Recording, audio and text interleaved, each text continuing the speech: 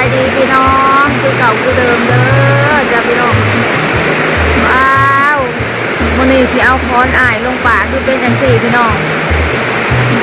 ฝนคือเพ่งมาแท้ตกได้ตกดีตกแท้ตกว่าเพิ่งจักกะไก่เนาะพี่น้องยางบ่ตกให้มันวิดมันวางมื้อนี้ไปซะพี่น้องให้ได้ลงห่มลงเย็นซะก่อนเนาะพี่น้องเนาะแต่ว่ามื้อนี้คือมืดตึ๊บมาคือฝนเพ่งมาแต่แจ้งมาพี่น้องเอ้ยเป็นไรกันเนี่ย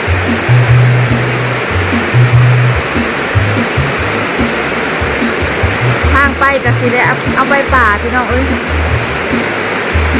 สิได้เอาไปป่าช้าฝนสะพัดเพ่งมาแท้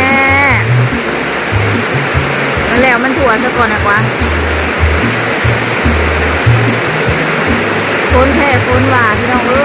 ยตกได้ตกดีนะ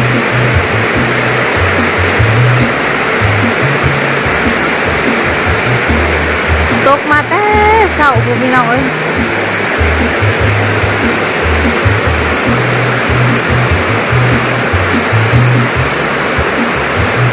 ตกอเลียหรอ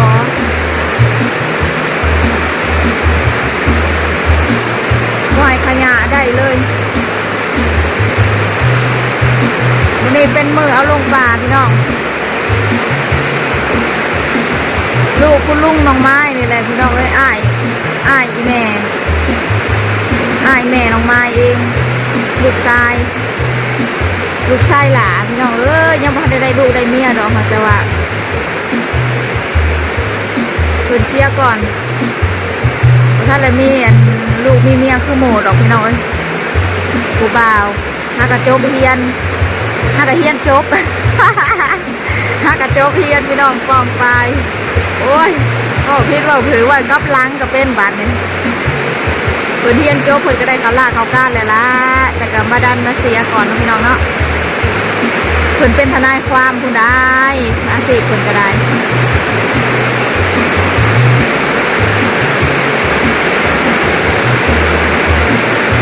เพิ่นเป็นทนายความอยู่เมืองเฮานี่แหละพี่น้องแต่ก่อนเพิ่นอยู่สวรรค์นะเขตเพิ่นก็ย้ายลงมาบ้านเกิด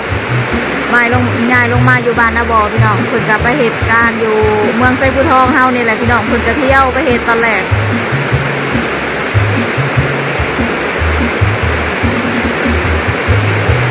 เพิ่นเป็นทนายความผู้ได้เพิ่นก็จบสูงผู้ใดพี่น้อง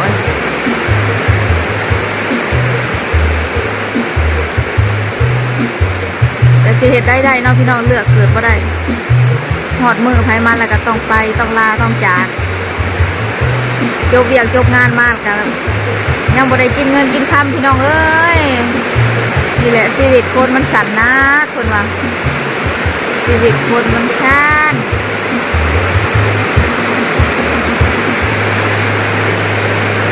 ยอมรับความจริงคือจังใดเนาะพี่น้องแม่หันบ่มีบ่อนอยู่พี่น้องเอ้ยคือน้ำลูกคือหอดลูก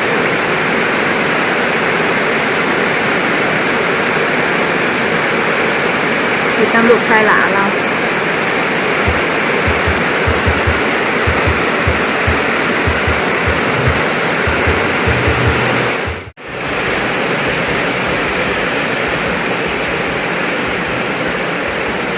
จักน้องพ่อหลักเมื่อหาแม่ใหญ่เทิงบ่ได้พี่น้อง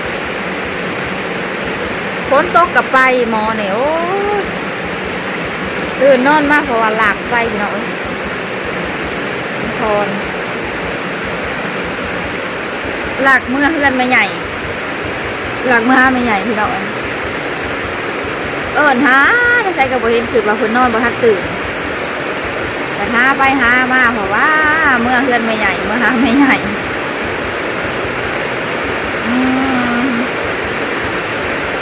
ปลากระจืดเพราะว่าบริทาลิบเลยตากันใหญ่มึงเนี่ยคุ้นนะพี่น้องตุ๊ก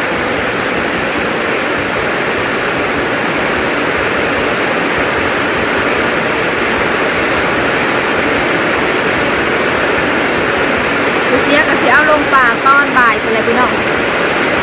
บ่ายโมงคนละแต่ว่าคนบ้า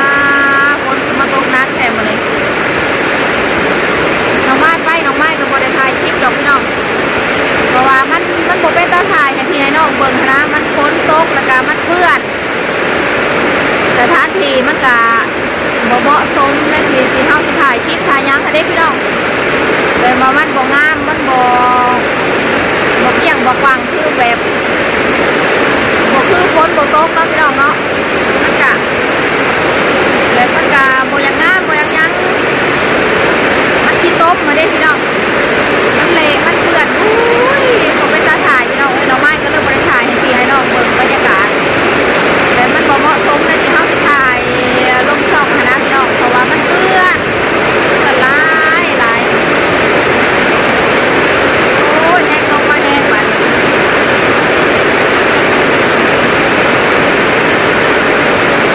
ตกมาซะให้มันเบิดพี่น้องให้มันเบิดก่อนบ่ายนี่เด้อให้มันเบิดก่อนตอนบ่ายนี่พี่น้องเอ้ยสิบ่ได้แข่งคนไปบ่นี่พี่น้องโคตรแทน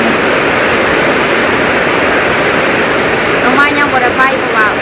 น้องไม้ยังหนึ่งเขายังเห็ดกินมาให้น้องพรอยู่น้องไม้บ่ได้ไปพี่น้อง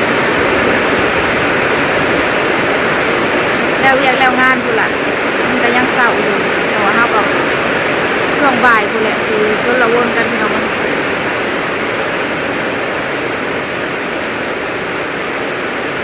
แต่ว่าฝนตกหนักแล้วทางไปก็จะสิเป็นแบบใดทางไปกับเปื้อนพี่น้องเอ้ยเจ็บเป็นยามนี่ก็สิยากลำบากแน่หน่อยหนึ่งพี่น้องเอ้ยเมื่อวานนี่สุกเอ้ยไปตลาดพ้นทางละป๊าดหลุดนะจนชิโยไปพี่น้องทางนะกระโพดทางเปื้อนหนทางบางคันกับโหลดค่าพี่น้องเอ้ยโหลดค่าทางออกตลาดปากซองเปื้อนไปกับบ่ได้ช่วงนี้นะพี่น้องอยากได้บื้นไปเมื่อวานนี่จำเป็นไปซื้อเครื่องซื้อของมาไว้มื้อนี้เด้พี่น้องมื้อนี้คนสิหลายเด้เพราะว่าหากเป็นมื้อเฮาเอาลงหงลงเย็นคนสิหลายมื้อนี้เมื่อวานนี่ก็เลยไปซื้อเครื่องตลาดไปซื้อมาไว้เฮ็ดมื้อนี้แหละโอ้ยน้องพรเพิ่นยังบ่มาบ่ได้แล้วนี่ฝนทำเพิ่นบ่อยู่บนเศร้ากับเพื่อนบ่ไปตะอยู่พี่น้องเอ้ยเป็นเวียกเป็นงานจังซี่ล้างถ้วยล้างบวงมันแบบว่าน้ำมันมีแต่น้ำตลอดหั่นเด้ดินมันก็จืดพี่น้องเอ้ยดินมันก็ลมโอ้ยบ่อยากขึ้นสภาพน้องไม้ก็เลยบ่ได้ถ่ายภาพบรรยากาศให้พี่ให้น้องเบิ่งแบบว่ามันเปื้อนแห้งมันก็สิเบิ่งบ่งามแน่หั่นเด้พี่น้องน้องไม้ก็เลยบ่ได้ถ่ายบ่ถ่ายดอกว่ามันเปื้อนมันเปื้อเลือกที่สิบถ่ายเลยพี่น้องโอเคจ้ะพี่น้องน้องไม้ขอจบคลิปไว้สนิทสักก่อนเด้อฝนถล่มหนักแล้วหาลุยเวียกลุยงานต่อพี่น้องพบกันใหม่คลิปหน้าจ้า